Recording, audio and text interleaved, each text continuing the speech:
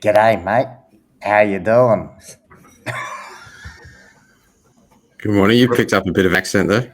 Yeah, Where are boy. you in America? Oh, yeah, mate. I'm just here in America. Hey, no, listen. Unlike you two clowns, I take this show seriously. I've noticed over the last few months that our viewership out of Australia has just skyrocketed. So I'm dialing in from Australia. Now, the problem was when I don't know Australia very well, and apparently Perth and Melbourne are not the same place. Now, Des, you could have told me that when I told you I was flying to Melbourne to see our viewers, and you were like, "Where you going?" And I said, "I'm going to Melbourne," and you just again in traditional form didn't say anything. So lo and behold, I'm in Melbourne, not Perth, where I should be. So it's a little bit awkward. But at least it's not the time zone's not too bad. I'm only 2 hours behind. So while you boys are kind of striding into morning tea, I'm only just kind of waking up in the morning. But listen, it's not about me. Um, Mr. Andy Evans, how are you today? I'm very well. I certainly enjoyed my lie-in this morning. Um, I'm away from home. I'm travelling. I'm at Central North Island in New Zealand here. Wow, Beautiful few days down here. nice. And So are you selling snake oil? Because I've noticed that your official title's been dropped. Have you been fired? no, I haven't been fired. That was just because I slept in this morning. I didn't get a chance to do that bit. But yeah, I'm selling a little bit of snake oil down here. Nice. And snake oil sales going well by the sounds of it. They're going okay. Oh, fantastic. Mr. Desired Link, how are you this morning? Good morning. I'm very good. Looking forward to the Christmas break and a new season of conferences as well next year. Oh, yes, a new season of conferences. That is right. As I scramble, I Didn't forgot see where I that one put it. coming. I forgot where I put it. Where did I It's a put bit it? early, Oh, that there. does. There we have it. Yay! A Wow. new season of conferences. I, I can't believe I forgot where I Is put it. this the third year in a row that we've been involved in this one? I think it is, isn't it? It is. I can't see myself, but that's okay. Yes, it is. It's our third year going back to the National Health and Safety Leaders Summit. As you can see there, 9th and 10th of March 2026 in Auckland. What a topic. How will you future-proof your safety strategy? I suppose hopefully that tell us what a safety strategy is to start with, but how will you future-proof it? And listen, guys, as always, National Health and Safety Leaders Summit have come to the party. They have given us a promo code. So get 15% off ticket prices if you punch in the promo code Circus 15. So Circus 15 will get you 15% off the code. Andy, don't forget to jump in and buy our tickets, mate. That'll be awesome. Absolutely. No, looking forward to it. It's always a good event. Some interesting topics covered. Many of which are sort of a mirrored of topics that we've covered. Yeah, except these are people that actually know what they're talking about. Which was my next point, but yeah, absolutely. And lo and behold, clearly they were desperate. I'll be emceeing the event. Finally, I get the acknowledgement that I deserve, that you two do sweet nothing, and I'm the one that carries everything. So It's absolutely true, but you do it so well. He does. I'll He be does. I'll be emceeing the event, so I'll be there live. Andy might be buzzing around doing something, and Des will be trying to look important. Talking about looking important, Des, how are book sales going, mate? Slowed down a bit for Christmas, which is surprising because I would have thought it'd be the ideal Christmas gift. I've bought a bunch of them. What are you talking about? Well, yeah, the support that you've showed has been invaluable, but overall, things have actually slowed down. So it's a perfect Christmas stocking stuffer. Beyond the incident, so you can scan the QR code right there. And you too can be as educated as Des. And listen, there's I don't want to put you on the spot, but 9th to the 10th of March 2026, will people have the opportunity to bring their book and have you sign it? I'll say yes. You'll say yes. Okay. Well, that was Yeah. Andy. That seemed like a very kind of not so sure type of yes. But I'm quite happy. I'm quite happy to sign the. I'm quite happy to you sign the okay, books. Andy? You're I getting have quite signed emotional several. here. I'm getting quite emotional, but I have signed several copies of the book already. Maybe we should do special signed copies with each of our 3 signatures on it. We could do that. We From could the do that. circus, So listen. Leading up to the conference, we'll all get together. We'll all sign the bloody book. And then we could do like, you don't know which one you're going to get. Whose signature are you like? So Andy, just let's be clear on this. Are you signing it Des, or are you signing like as in fraudulently? No, applying his I signature, would not do that. No. or are you just actually saying Andy I Evans? sign it Andy Evans. I've signed a few of them. Well, there we go. I'm clearly I could have signed a few while I was here in Australia if I'd gone to the right bloody city, but that's okay. Maybe next trip I'll get the right city. Because I believe Perth actually, when we're looking at our numbers, gentlemen, Perth is racing up to the Tamaki Makaurau Auckland viewership. So I really need to make sure I land in the right city next time. But here's hoping. I think I'm flying back to Auckland this afternoon, so fingers crossed I land in the right city on my way back. Not necessarily known for my travel prowess. But Andy, back to a bit about you, mate. Yep. How's young Oliver?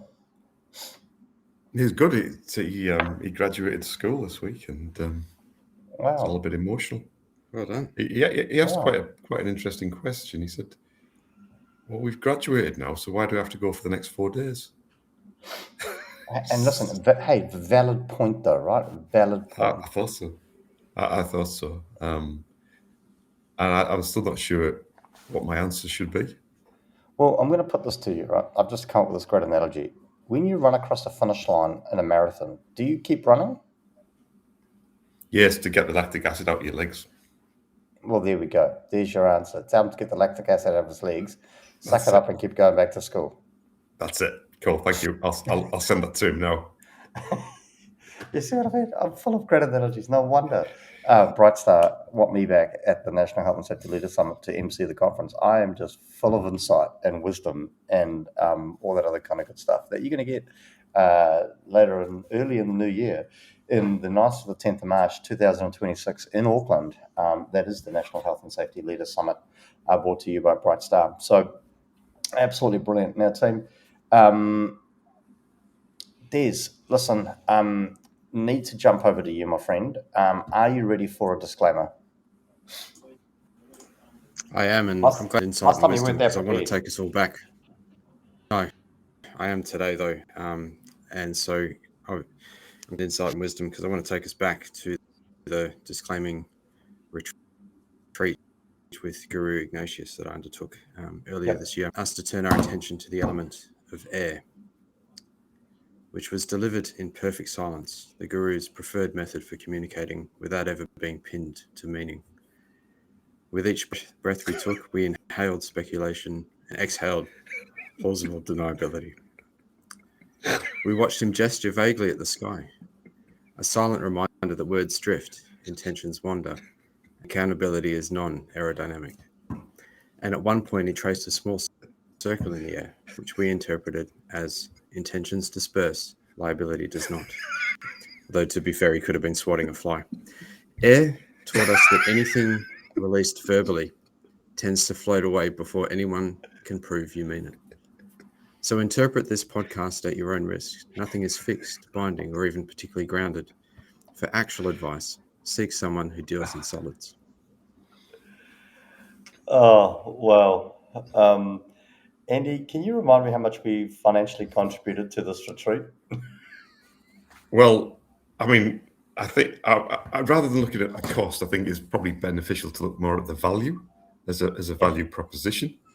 And I genuinely think it's priceless, or is that worthless? I'm not sure. Yep. Oh my goody aunt. Des, thank you. Thank you, I think. So on that note, boys, are we ready to spin the wheel? Let's do it. Yep, absolutely. Okay. Actually. Is that it? Actually, Is that the wheel? that's the wheel. But hang on 4 a topics. minute here. Just hang on a minute. Flag the wheel. The reason why there's only 4 topics is I forgot this is our last show before we go on a Christmas break. This is the last Circus of Safety for 2025.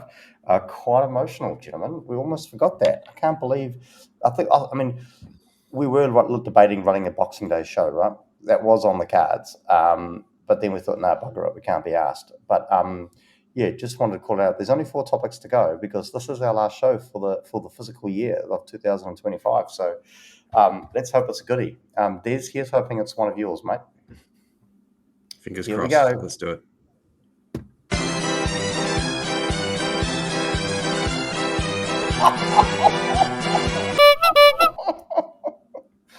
Well. Well, Over to you, what Des. value is there in signing a disclaimer? Not my topic. It's clear it's got to be your topic. It's not my topic. I wouldn't put that up. It's nonsense. It's a typical snake oil BS you guys put up. Oh, hey, do not put me in the same category as a snake oil salesman. But firstly, here we go. Mark Gummer, thanks for dialing in. Heading to Perth for Christmas, apparently. Anything you need me to do on your behalf? But on second thoughts, well, Mark, I'll message you privately because I don't think I should publish what I want you to do where there's any evidence of that. But wow, okay, so that's a topic. I'm going to go straight to Andy Evans on this note. Any value in signing a disclaimer? What comes to mind, Andy? I would immediately think, yes, there probably is. Otherwise, it wouldn't be a thing that happens.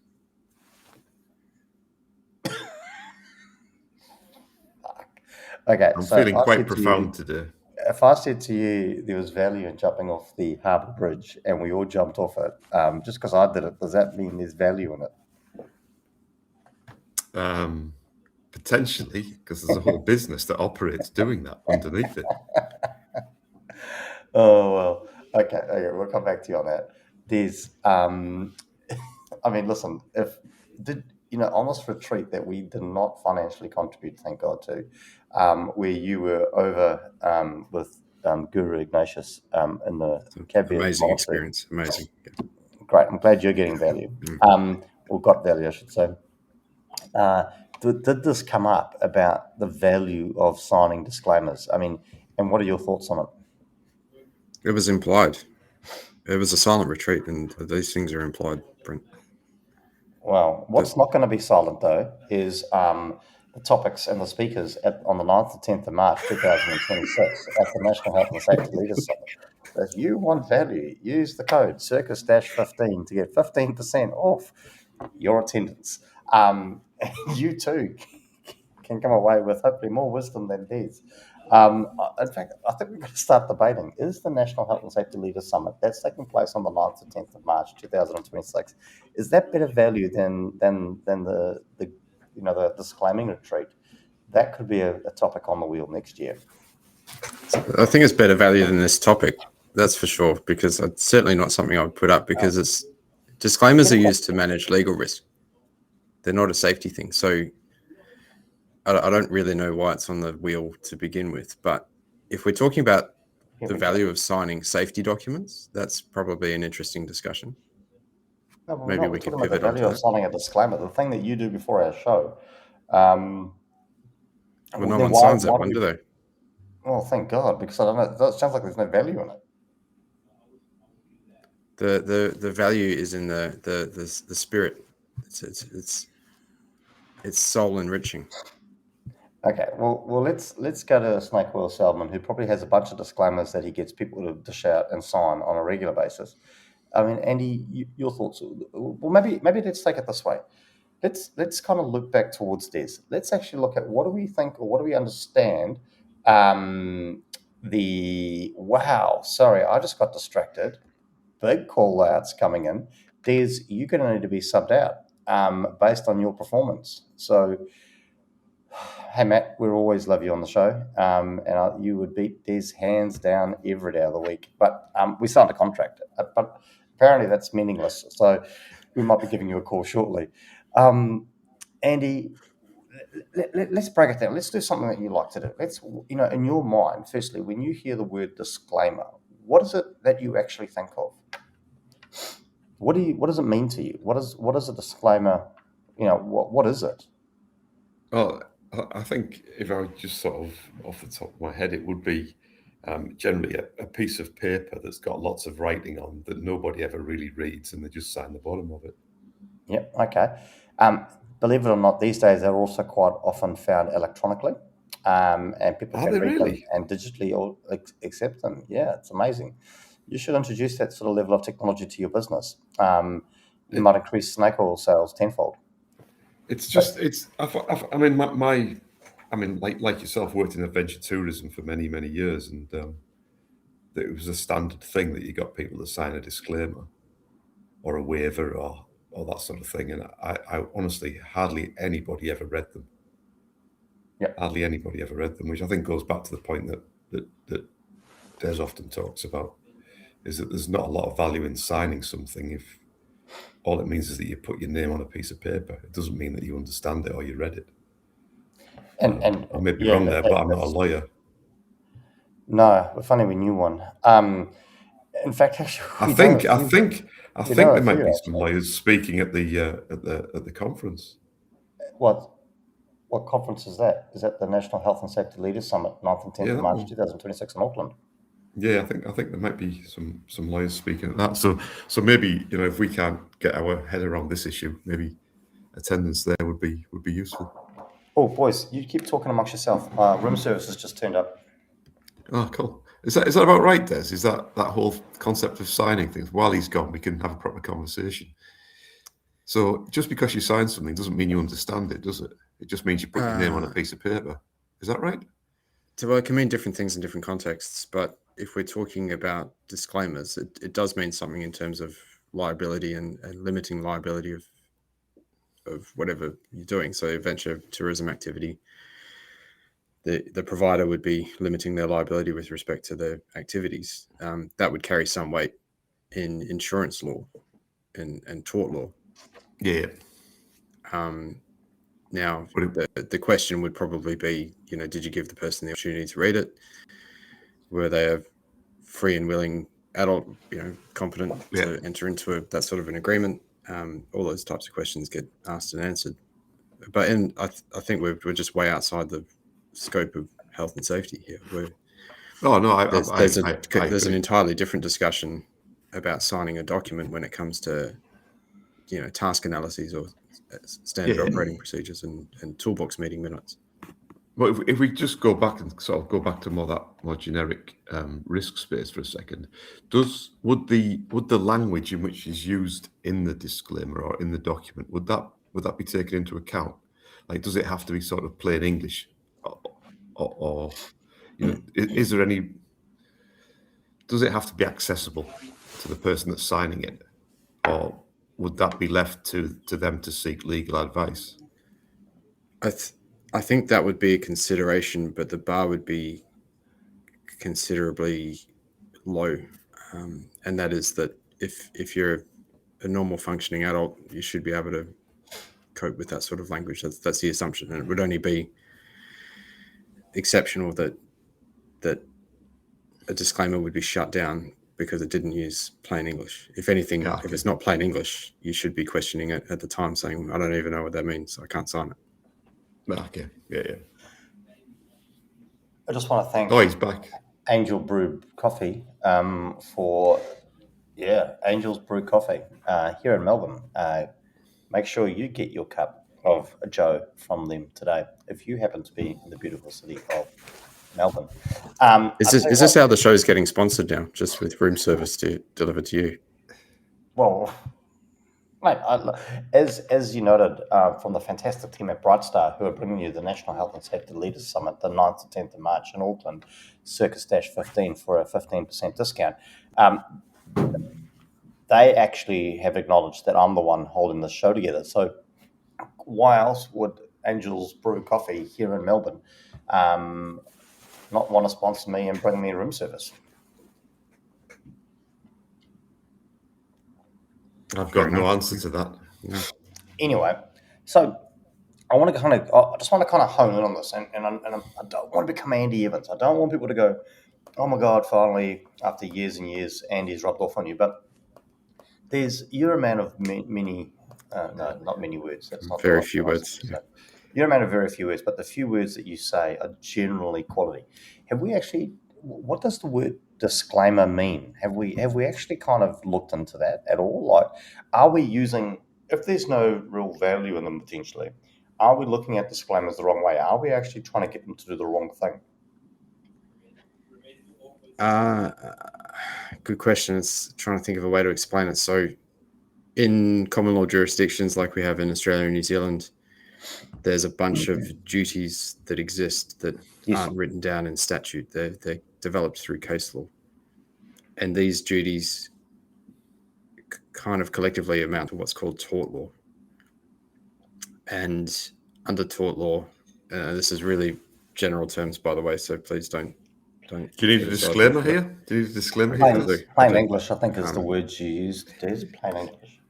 So you've got a bunch of duties, and if you're undertaking something like adventure tourism, it's those duties can be quite onerous, and they need to be either explicitly, yes, we're going to do this, no, we're not going to do that with respect to this activity, or it needs to be, yes, we are going to do that, but only to this extent. And so the disclaimer serves that function to say, we're responsible up to this point, and then after that point, you're responsible for your own safety or your own damages or whatever happens after that. Okay, but it's interesting. Clearly, Matthew Sagrove and I are more intellectually linked than the two of us on this show, because this is kind of where I was there was something I was going along with this, and Matthew's jumped the gun on me a little. But I want to bring this thought up though.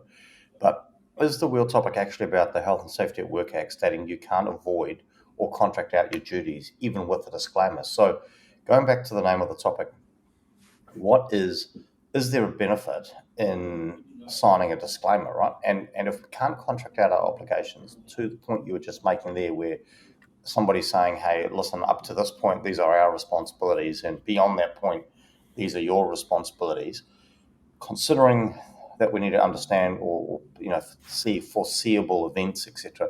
How does that all line up, though, right, Des? I mean, we can't contract out our obligations, yet in the next sentence we're saying sign a disclaimer and this is your responsibility. So, thoughts? So, again, we're probably not talking about disclaimers anymore. We're talking about warranties and insurance under health and safety. So you can't contract out your duties. You can't insure away your liability under but is that not what a disclaimer is? I guess that's the essence of the question. Maybe I didn't use plain English, but maybe that's the problem. I should have used legal speak. But is that not the problem with the perception around disclaimers, that you're contracting out your obligations? You're trying to contract out your obligations by making people sign disclaimers. Yeah, in a sense, yeah. So, that element of a contract could be considered a disclaimer, a limit on the liability, yeah. Yeah, cool. Okay. We've got some other comments popping up, but I'm just kind of going to leave those there for a minute. I'll come back to them in a shortly. We've got a new commenter. Fantastic. Absolutely great to see.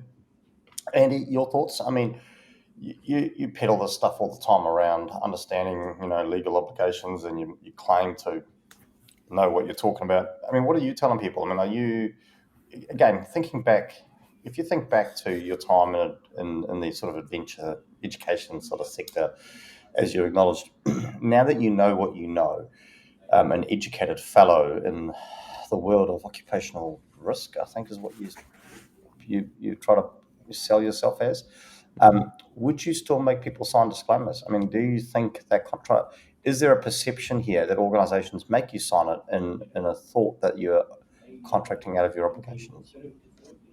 I think there is a perception that is what the disclaimer is, but it actually isn't. I think, and Des summed it up pretty well, is we're not really talking about your safety duties here, but people think it is. There's other purposes, and it's really about, I would suggest, around legal liability. And it's not, when you undertake these sorts of activities, it's not just purely safety that is the issue here. There's all sorts of other aspects of it that a signed disclaimer may be useful if you end up in court.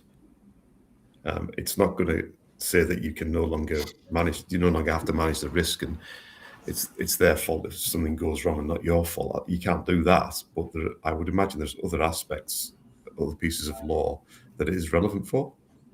It might even be a bit different in New Zealand than other countries because of ACC. I'm not sure, but there's possibly something there. Des, does ACC impact on this? It does to some extent. It's probably still, and then again, this is probably something, if you're insured, you would want to discuss this with your insurer and probably your legal counsel. You'd probably want to disclaim anyway, because ACC doesn't exclude all personal injury claims. There are exceptions to the rule. So and there's causative things. So someone who suffers an injury as a result of a workplace event and suffers acute trauma from that singular event, there's all sorts of different scenarios that might give rise to a personal injury claim that's not excluded under the Accident Compensation Act. Yeah, that's true. That's true. Since you guys... So answer yes, I would keep getting people to sign them, because there's no real cost in you getting them to sign them, but there's potential benefit. Yeah, and I guess that's kind of what I'm struggling to understand here. So I've done some Googling, because you two clearly couldn't be bothered.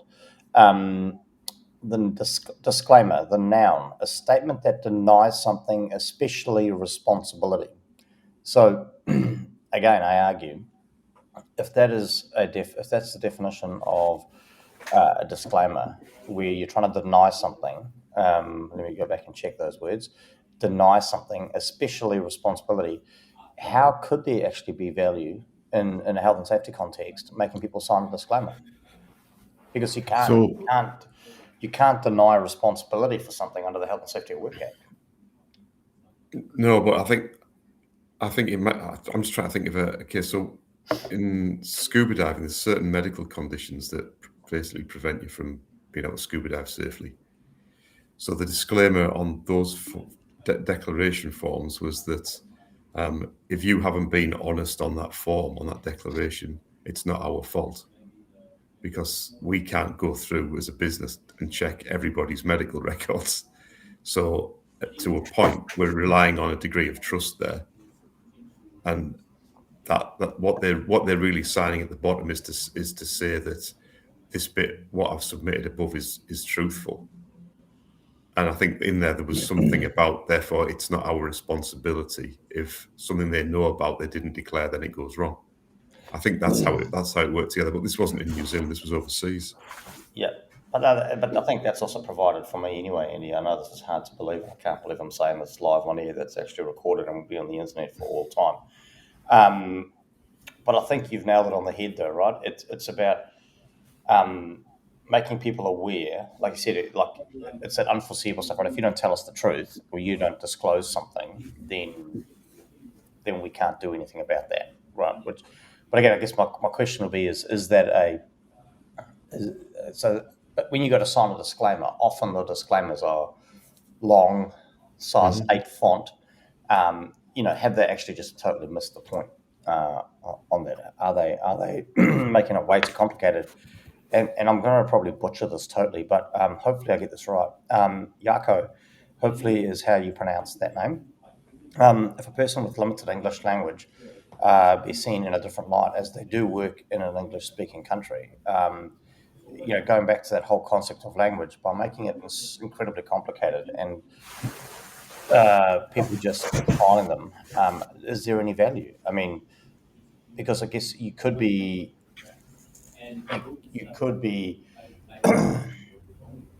almost, could you not, Des, you're putting yourself at more risk by making somebody sign a long-winded disclaimer, and when you're challenged in court or a WorkSafe investigation, they say, well, how do you know the person understood it? Is that not as much of a risk as there is a benefit to it? Again, it depends on the context. So if we're talking about safety law, that would be a pretty good argument to run.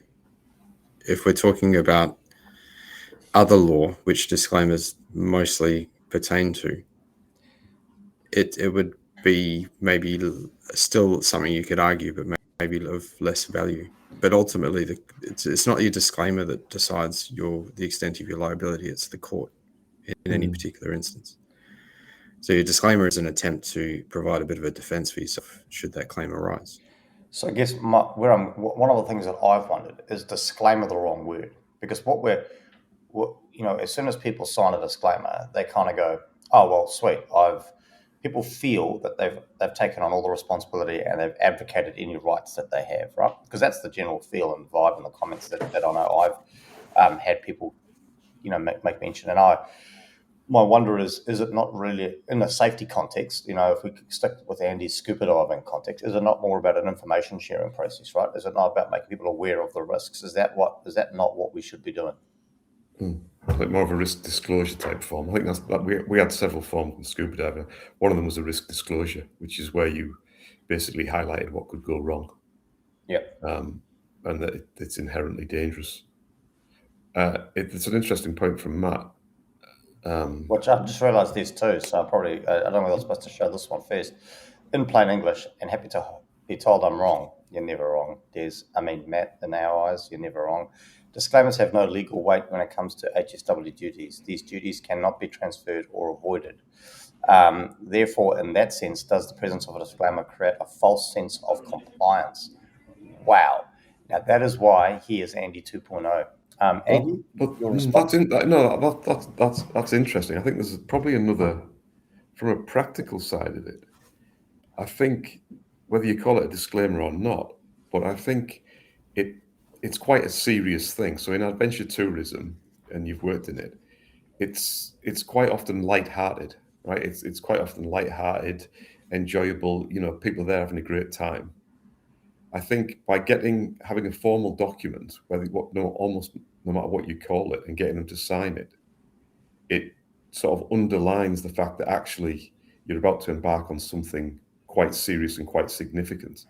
And from that perspective, I think it's quite good at getting people to focus.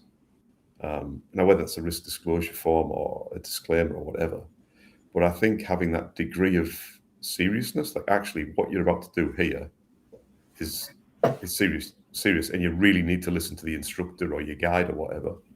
I think it probably serves a purpose in that operational moment, and it also probably gives some leverage to the instructor, and says, I expect you to do this, and you've signed to say that. Now, whether that's reality or not, I know it's a bit smoke and mirrors, but I think there's probably value in that. Well, that's what you had. So you make your living, mate. Smokes and mirrors, snake oil, same thing, right? Same. Yeah, no, absolutely. But I think it's a useful tool. I think that whole banter thing that you have with the clients when you're in adventure tourism is really good. But when push comes to shove, there's a degree of seriousness about it all, and I think that disclaimer is quite a good point to sort of say, look, we're going to have a good time. However, there's implications for things here. And whether it has any legal standing or not, I think it probably serves a purpose in that space. Interesting. Maybe. Keith Harvey, long-time friend of the show, regular commenter, his channel is in a Pluto. And is safety merely a circus, or is circus merely safe? Wow. Far out, man. That is Pluto. That is Pluto. That would be a good topic to discuss at a conference. Would that be the National Health and Safety Leaders Summit, 9th to 10th of March in Auckland? It would be. That would be good. Did you know that if you punch in the code Circus-15, you get a 15% discount off your tickets? And if that topic, if what Keith just said there, if that topic doesn't come up, I'd be more than happy to engage in that discussion at the Circus of Safety stand during one of the intervals. Great, love it. So Keith, look forward to seeing you at the National Health and Safety Leaders Summit. 9th to 10th of March in Auckland. Going to be a great time there and to be had by all. Okay, so where are we at? I'm kind of yes. I'm kind of getting a little bit nervous that a little bit like what Matt was saying, that as businesses, are we relying or think we're relying on something that is actually potentially, from a safety context, if I've listened to anything Des has said today, from a safety context, is potentially not adding a lot of value? Are we creating a false sense of security?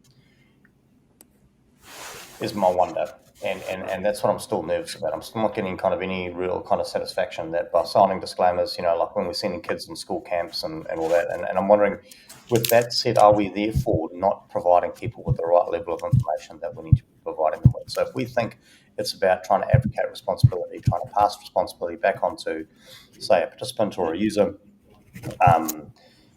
in whatever sense of the word from a health and safety context, if we're using that tool incorrectly, are we setting ourselves up to fail, I guess? And that's the bit that I'm still struggling to understand and haven't seemed to find that Des has managed to kind of really ease my thoughts on that. But I mean, is a disclaimer then the right tool to be using? I guess would be a question that I'd put to you, Des, from purely from a health and safety context point of view, right? Like, thinking probably mostly in adventure tourism-y type stuff. Do you think a disclaimer then is the right tool to pass on that information, or to Andy's point, to kind of highlight the significance of what someone's about to participate in?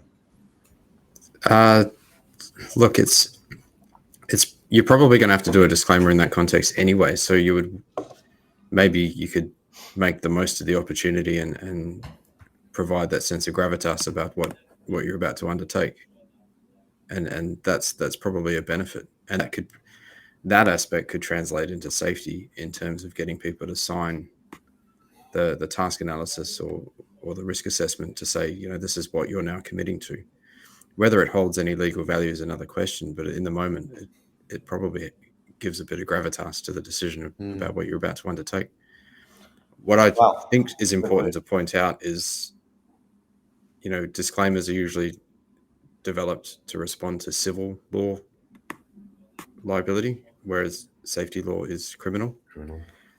And also in that context, Andy gave the example of someone declaring a medical condition that might prevent them from diving and saying, look, if you're going to proceed past that point, we don't have the resources to check your medical records. We're relying on your honesty to provide that. Now, even if that person is dishonest, signs a disclaimer and is dishonest and has a medical condition.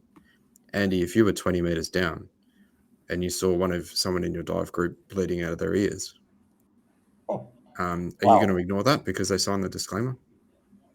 No, Probably not. Of course not. Absolutely, and of course not. And the law reflects that, because you would still have that duty to go, hang on, something's not right here. Irrespective of what the disclaimer says, that person needs to get to the surface.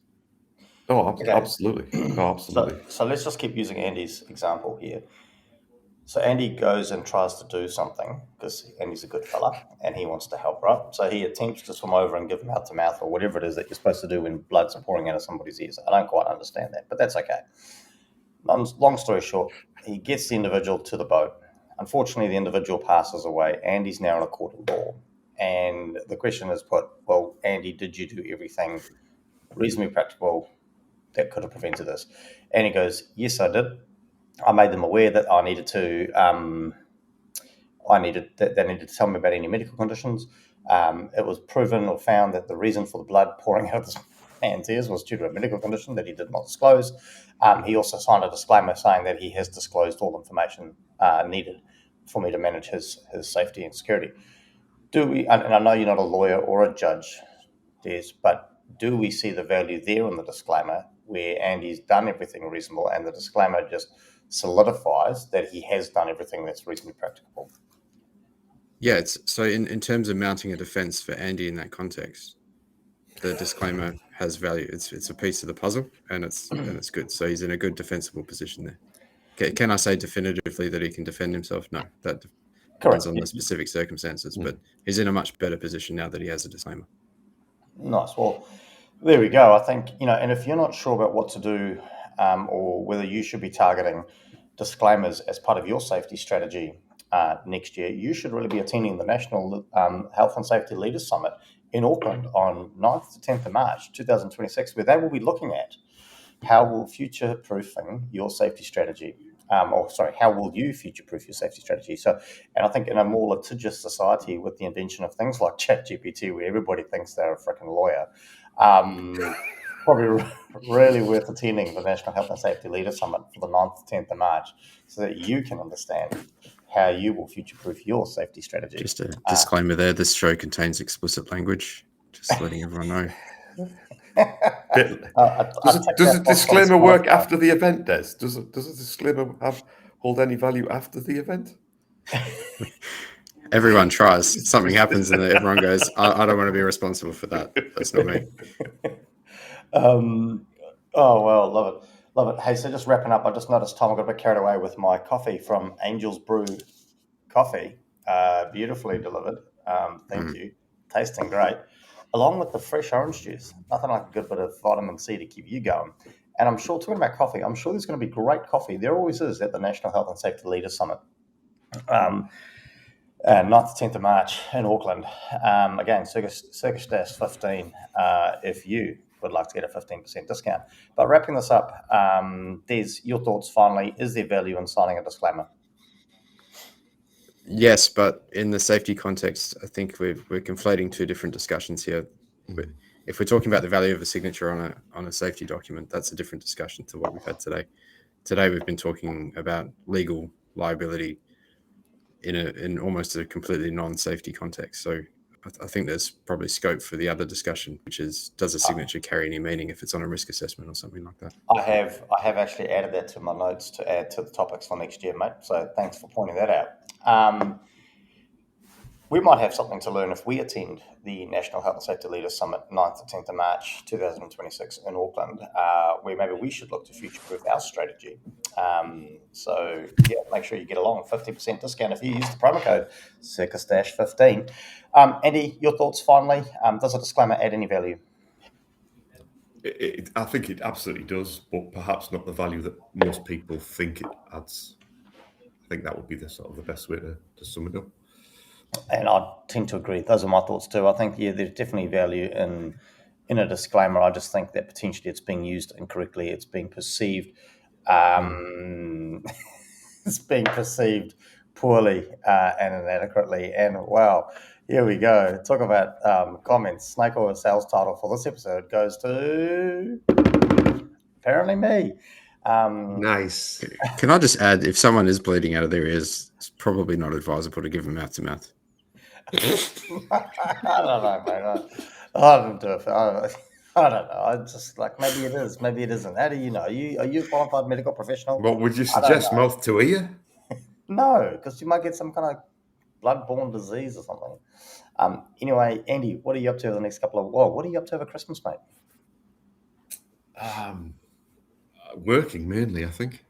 Oh well, no break for you. A lot of stuff going on. Take a few days off, but a lot of work. Nice. A couple of Christmas events coming up next week. Fantastic. Up at EMA on Tuesday for the facilitators and consultants. Christmas do, which should be good. And Craig, looking forward to see you on Wednesday, mate. Hope you're there. Fantastic. Des, what are you up to the next over Christmas, mate? Just looking forward to some rest and recreation with family and getting myself in the right mindset for the National Health and Safety Leaders Summit next year. When is that again? 9th to 10th of March, mate, 2026. So are we coming back on air before the summit, or is it? Yes, that's a good point, Andy. So obviously we're super organised with our planning. Only realising this morning that this is our last episode, so that's a bit of a shame. But listen, we're going to look to come back on air sort of end of Jan, early February, which will be before the 9th and 10th of March, which is when the National Health and Safety Leaders Summit is being held in Auckland, Circus-15 for your 15% promo code. Thank you to EcoPortal Craig, I'll be there first thing in the AM to get my dose of Joe. So let's make sure that we support this great event. Some great speakers where we'll look at how will you future-proof your safety strategy going forward. So, team, I'm taking a couple of weeks off too over the Christmas break. Looking forward to recharging so that I'm ready and vibrant and good to go, getting rid of some of the bags under my eyes for the National Health and Safety Leaders Summit in March. So, absolutely fantastic. Nicola, am I getting paid to mention the summit? No, I just think it's a great experience and really something you should attend. Great coffee, thanks to EcoPortal and the team at Brightstar, who are bringing you the National Health and Safety Leaders Summit, 9th to 10th of March in Auckland. Circus-15 for your 15% promo code. One thing you can be rest assured about with the Circus of Safety is we will not sell out. And that comment is brought to you by Metanoia Safety. We will not sell out, definitely not. In fact, I can't believe that Brightstar, who are hosting the National Health and Safety Leaders Summit on the 9th to 10th of March, actually considered giving us a promo code to use. I actually hope it works. That's cool, isn't it? That's actually really cool that they've done that. Really cool. Hey, boys, but we have got a planning session next week, so I look forward to catching up with you both next week if I make it back to Tamaki Makaurau. Otherwise, to everyone, all of our listeners, what a great 2025. Massive thank you to your support. And talking about support, also a big thank you to Daniel Venditti, I think it is, Venditti, the HSE Risk and Compliance National Manager at John Lang Group out of Doncaster, Victoria in Australia. So I don't think that's Melbourne either. But, oh no, he's in Victoria. I'm in the same state. Yeah. At least no one Daniel, is in the same state as you, mate. Daniel, sorry we didn't get to catch up. Maybe we can catch up the next trip when I'm over here in Melbourne. But Daniel is, like I said, the HSE Risk and Compliance, the National Manager at John Lang's Group, previously at Bunnings. And talking about Bunnings, I've got to go buy a voucher. So this has been a pleasure, team. Absolutely fantastic. Merry Christmas. Happy New Year to everybody. Looking forward to seeing you in 2026. Awesome. See you guys. See ya.